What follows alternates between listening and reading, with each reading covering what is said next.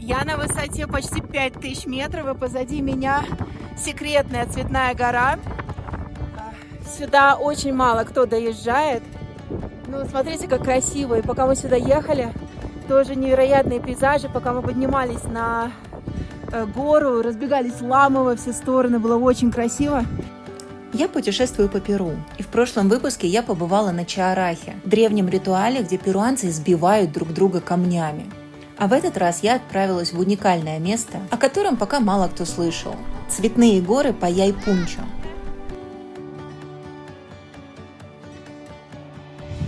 Мы не смогли поймать попутку, а такси очень дорогие, поэтому мы идем пешком. Сейчас уже сзади дождик начинается, а идти 800 метров набора высоты и 7 километров. Я понимаю, что хайк нифига не легкий, займет часа 3 наверх. Но мы все равно попробуем.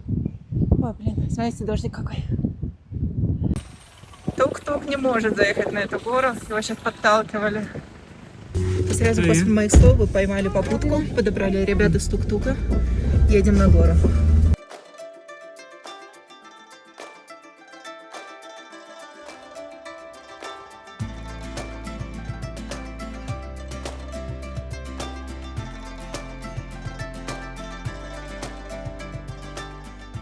Это секретная цветная гора, куда почти не доезжают туристы. Находится она примерно в 5 часах от Куско.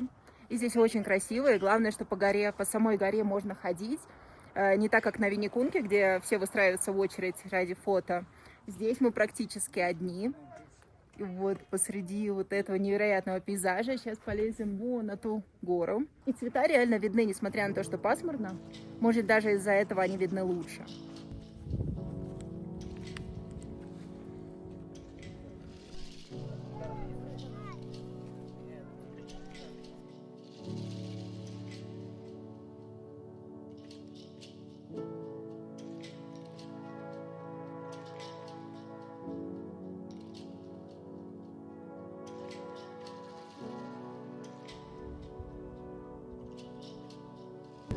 И об этом месте мы узнали от местных, потому что о нем практически никто не говорит.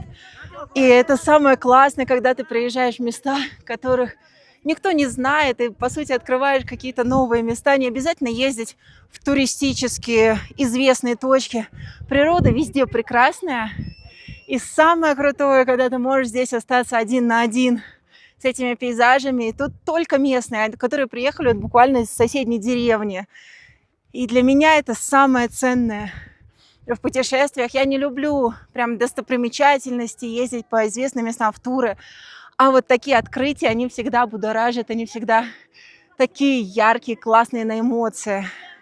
И вон мой друг уже что-то там подбухивает, винишко с местными. Угощают местным вином каким-то. Vino peruano. Ага.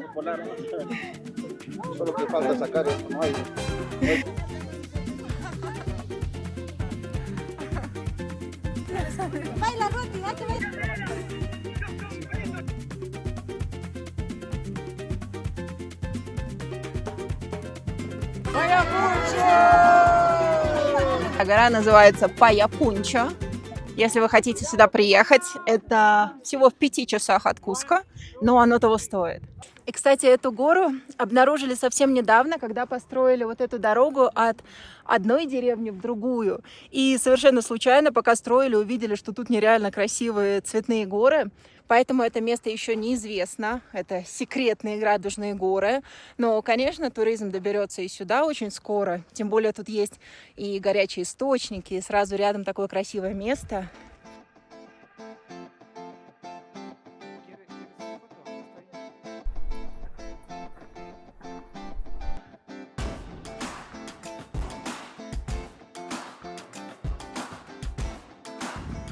Мне дали пожевать коки, чтобы было легче идти на высоте.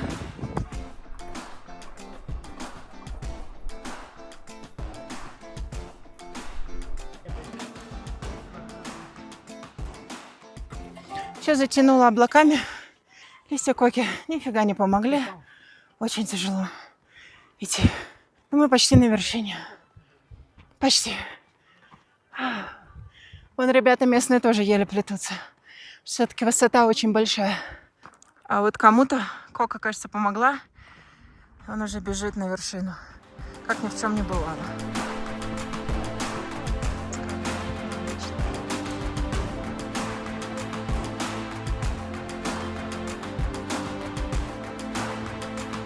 Ребята сказали, что нас подвезут, поэтому нам не придется идти 3 часа пешком. Мы хотим еще успеть в горячие источники, чуть-чуть полежать, и потом поедем в город искать интернет, потому что на самом деле мне надо очень много работать. Я целую неделю без интернета, и это немного стрессово. И у нас тут пикник неожиданно. Дали фруктов.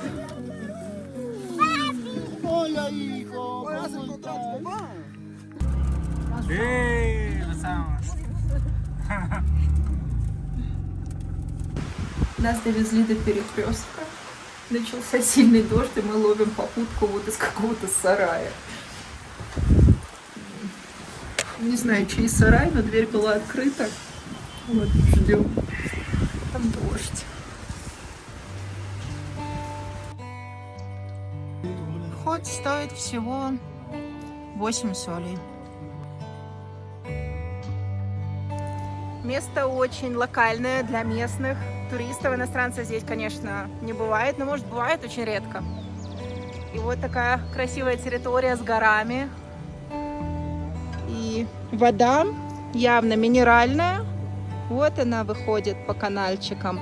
И очень много бассейнов. Вот маленький горячий, там горячий. Вот здесь еще бассейн, сейчас туда пойду. И вот там тоже где-то много бассейнов. И мы остановились в отеле, вон там. Комната стоит на человека примерно $10, наверное, но оно того стоит. И доступ к горячим источникам 24 часа, поэтому ночью тоже пойду купаться. Я очень люблю горячие источники. И, в принципе, остановиться вот так на природе гораздо приятнее, чем в Сикуане. Вы смотрите, выходит водичка прямо из земли. Бурлит.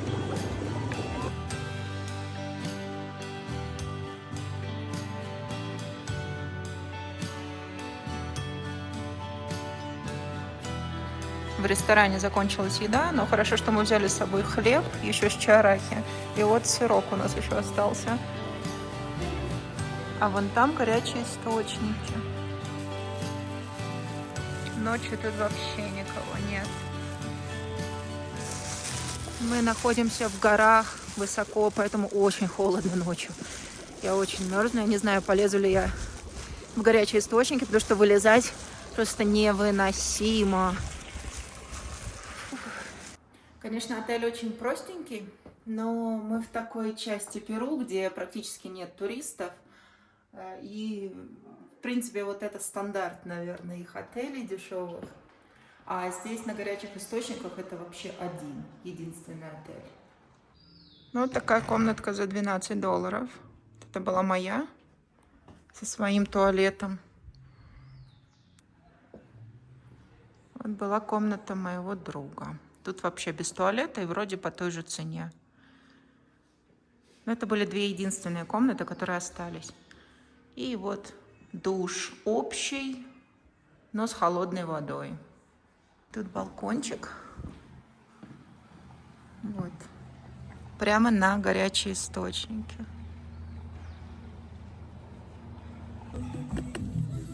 Вот наш завтрак. That looks good. Not bad.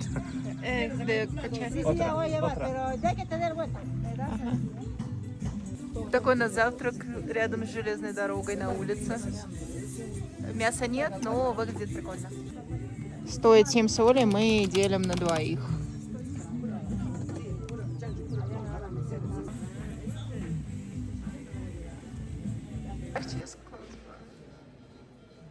Вот так выглядит муниципалитет Сикуани.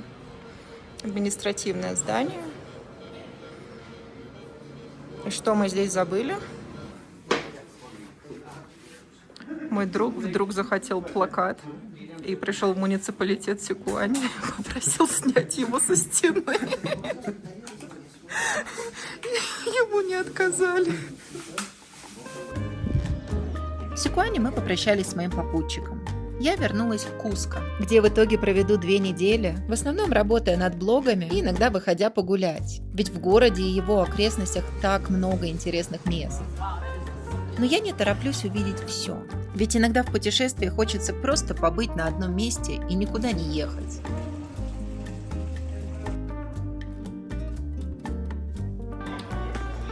Куско очень красивый город и, наверное, один из немногих в Перу, по которому просто приятно гулять, вот так выйти вечером и без цели где-то бродить и всегда находить что-то красивое.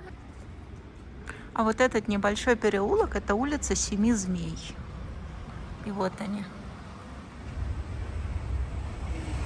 Вот такая древняя стена, и на ней есть изображение змей.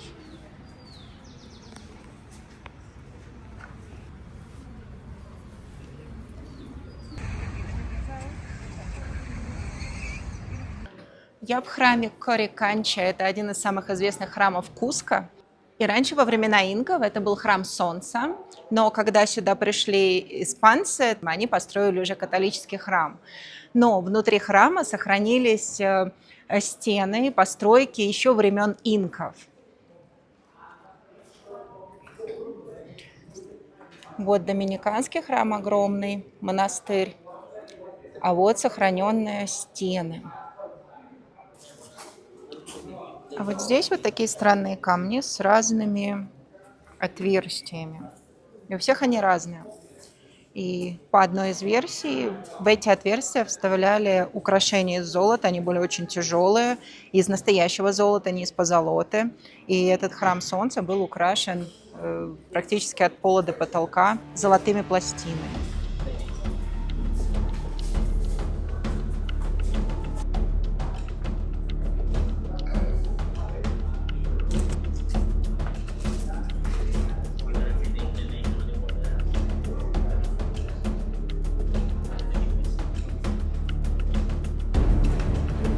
Вот этот храм, он называется храм молний. Неизвестно почему, но имя дошло, потому что испанцы записывали информацию, когда они сюда только приехали. И есть легенда, которую вы, наверное, знаете. Когда последний инка встретился с испанцами, они его взяли в плен, но сказали, что если он заполнит 2 комнаты золотом и серебром, то они его отпустят. И вот по легенде считается, что это как раз и была одной из таких комнат, которую он должен был заполнить. Правитель инков выполнил свое обещание, но его все равно убили. А золото и серебро испанцы, естественно, забрали себе. Какие тут интересные окна еще. Они неровные. Вот эти окошечки, выступы в камне, они тоже помогали от землетрясений и делали всю конструкцию более устойчивой. И я нашла самый маленький камень в Кориканче. Видите? Вот малыш какой. Его вставили сюда, чтобы все было идеально. Тут очень холодно в этой части.